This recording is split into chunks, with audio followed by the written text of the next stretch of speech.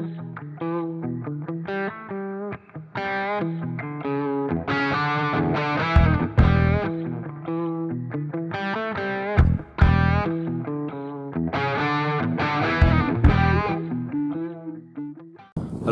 welcome back to the channel. Just a quick video on lighters for lighting fires in the bush. What do I think's the best? What do I think's the worst?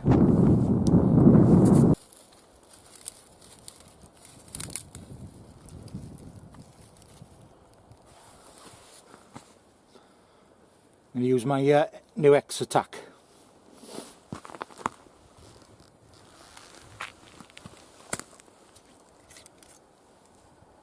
Shit.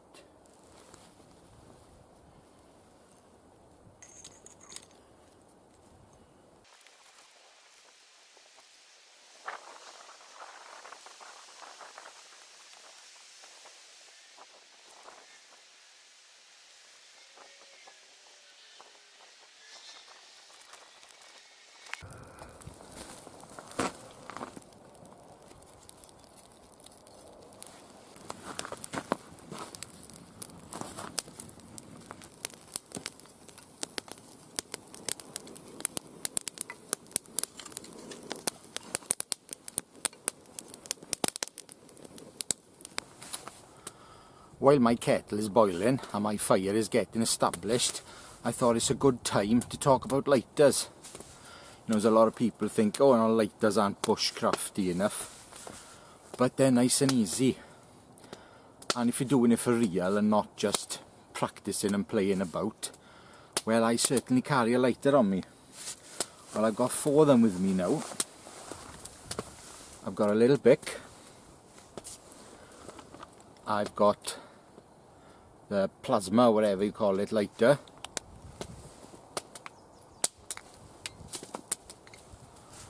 I got a jet lighter,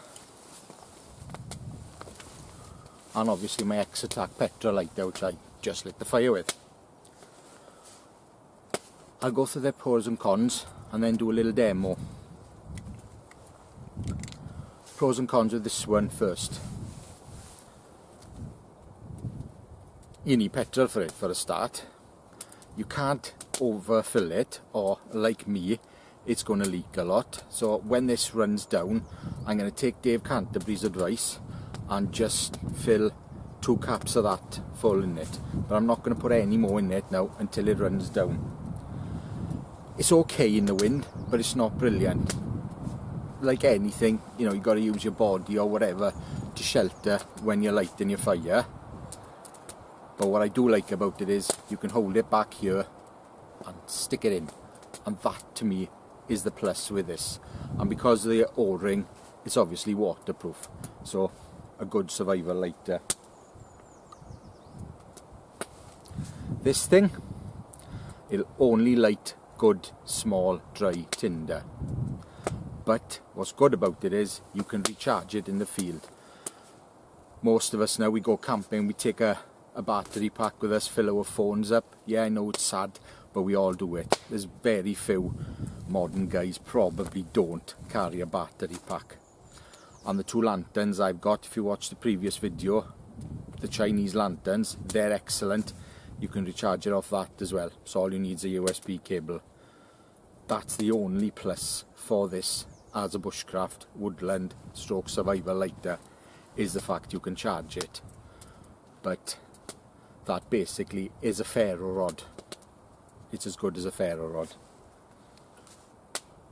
I don't know if it's waterproof or not, because I haven't dunked it in a bucket of water, and I don't particularly intend to. The trusty Bic. These, I've got a few of these all over the place. Keep them in different cook sets just to light cookers. They are crap in the wind. I don't know why people go on about them so much. Yes, you can use the flint again, but you know, you need charred material. You're not going to light a feather stick or some fine shavings or even scrape fat wood with that. And they're small. I know this is the small one, you can get a bigger one, and I have got a larger Bic in an X-Attack case, but I forgot to bring that with me. So yeah, Bit of wind here. Fiddly, small.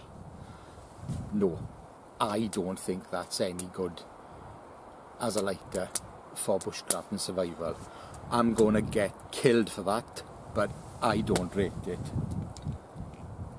Oh yeah, and if it's cold, you know, freezing, and it is about -1 Celsius at the moment, so, you know, unless I warm this in my hands or put it next to my hot water bottle, it's probably not gonna light anyway.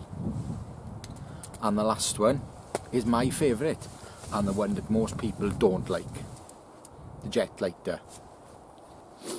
I think these are great.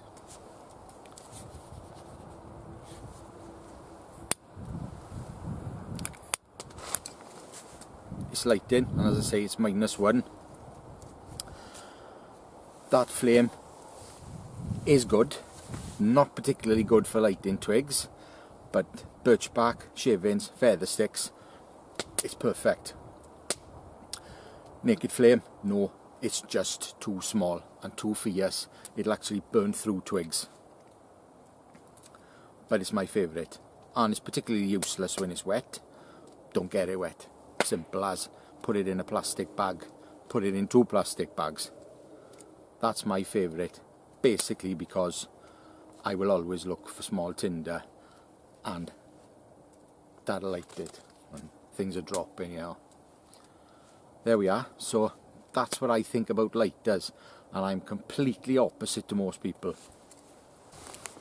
I've come away from the smoke of the fire now, do this little demo. Well, I got a feather stick. It's an old one, it's been under the tarp, but it's pretty dry. That should light easily. I'll start off with this, the plasma lighter. I'll turn around now so my back's towards the wind, and we'll see how much effort this takes to light this in moderate wind.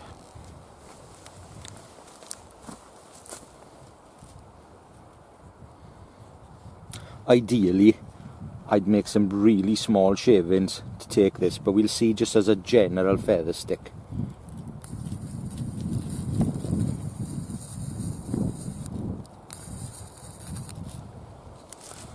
Well, it was a little flame, but it was crap.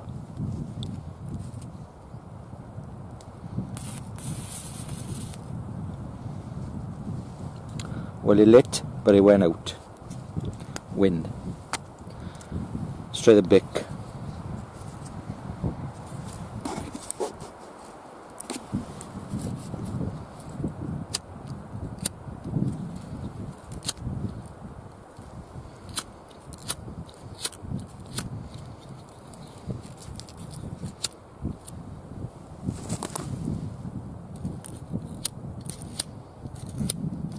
The Bic's not even lighting in the wind.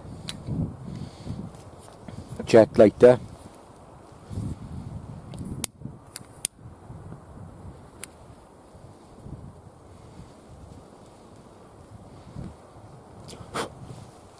No worries, no problem at all. The leaky Exotac.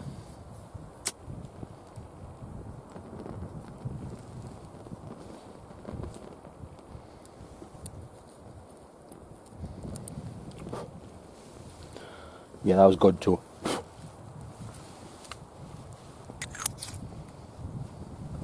So just imagine to yourself, you got your fire lay, you've got a bundle of shavings or birch bark, whatever, stuffed in there, you want to get it lit.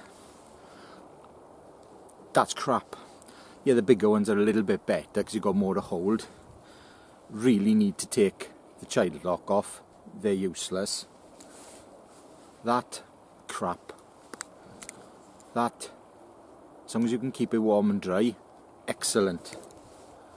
That, excellent as well, but this particular one seems to be leaking.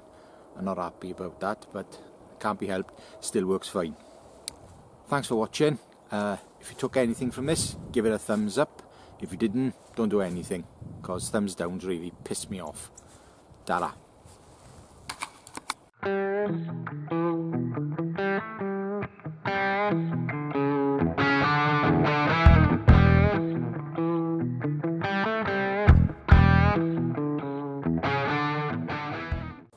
got to be awkward, got to be. I think my kettle's boiled now. Time for a cup of tea, and I'll do a little lighter demo with you. Right, great. Blah blah blah, blah blah blah, blah blah blah. Do it again. There we are then.